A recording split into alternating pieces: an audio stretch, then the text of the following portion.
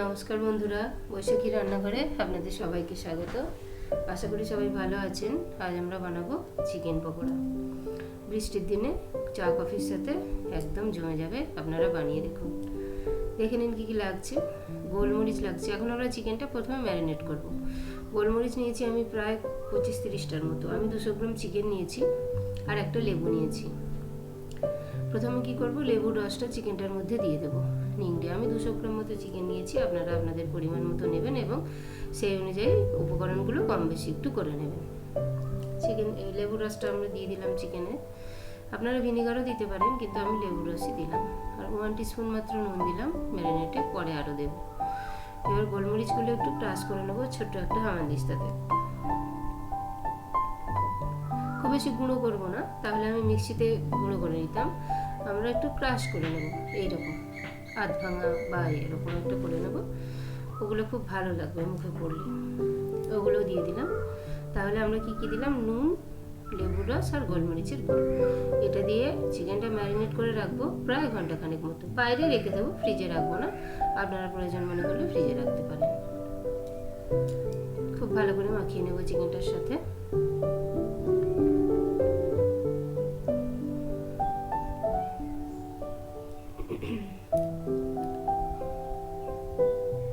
চিকেনটা দেখুন আমি এইরকম পিস করে নিয়েছি, ছোট ছোট, এরকম ছোট সাইজের, যাতে করে চিকেনটা খুব সুন্দর সিদ্ধ হয়ে যায়। খুব বড় পিস করলে সিদ্ধ হতে অসুবিধা হয়, কাঁচা থেকে যেতে পারে। সেজন্য আমি ছোট ছোট পিস করে নিয়েছি। আর খুব ভালো করে ম্যারিনেট করে আমি ঢাকাটা দিয়ে দেবো, দিয়ে 1 ঘন্টা মতো রেখে দেবো। 1 ঘন্টা হয়ে গেছে। এরপর চিকেনটা আমি একটা বাটিতে, বড় বাটিতে ট্রান্সফার করে নিয়েছি। লাগছে একটা ডিম, একটু ধনেপাতা কুচি, কাঁচা পাকা একটু লঙ্কা কুচি, আদা রসুন বাটা আর পেঁয়াজ কুচি। একটা বড় সাইজের পেঁয়াজ আমি কুচিয়ে নিয়েছি। 1 টিস্পুন মতো দিলাম চিকেন মশলা। বেসন দেব 3 টেবিল স্পুন। আমরা যে বড় চামচগুলো ব্যবহার করি ওই চামচে 3 চামচ, বাড়িতে যে স্টিলের চামচ ব্যবহার করি ওই চামচে 3 চামচ বেসন আমি দিয়ে দিচ্ছি। লঙ্কাটা আপনারা ঝাল বুঝে দেবেন, আমি একটু বেশি পরিমাণ নিয়েছি, একটু ঝাল ঝাল খেতে লাগবে বলে। বেসনের গুঁড়োটা দিয়ে দিলাম। এরপর দেবো কর্নফ্লাওয়ার। কর্নফ্লাওয়ার দেবো 2 চামচ। ওই স্টিলের চামচটা দিয়ে আমি 2 চামচ কর্নফ্লাওয়ার দিলাম। কর্নফ্লাওয়ার দিলে কী হবে, পকোড়াটা খুব ক্রিস্পি হবে। 2 চামচ দিয়ে দিলাম। আর 1/4 টিস্পুন মতো দেবো আমি খাবার সোডা বা মিঠা সোডা। 1/4 টিস্পুন, একদম 1 চুটকি বা 2 চুটকি মতো দিলাম খাবার সোডা, বেকিং সোডা যেটাকে বলে, ওটা দিলাম। এরপর আমি ভালো করে চিকেনটার সাথে এই গুঁড়ো মশলাগুলো মিশিয়ে নেব। গুঁড়ো মশলাটা ভালো করে চিকেনটার সাথে মিশিয়ে নেব।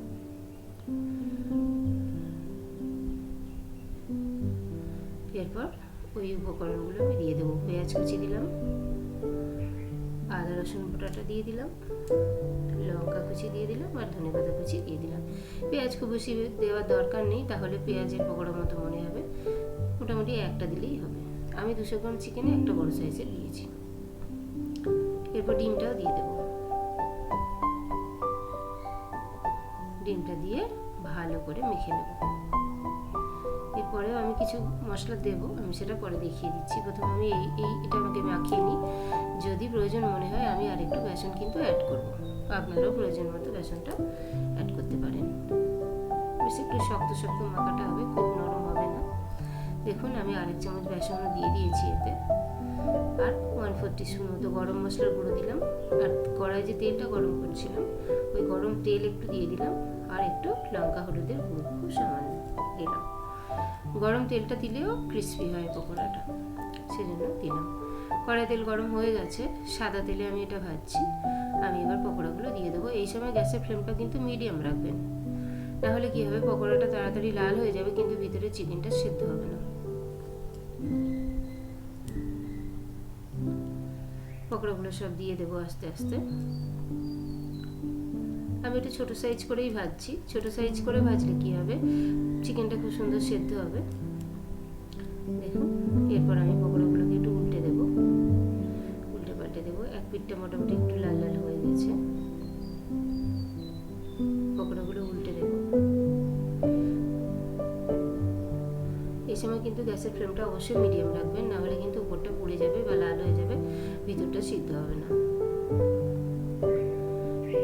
পকোড়াগুলো উল্টে নেওয়ার পর আমি একটা ঢাকাও দিয়ে দেবো, যাতে করে চিকেনটা খুব সুন্দর সিদ্ধ হয়।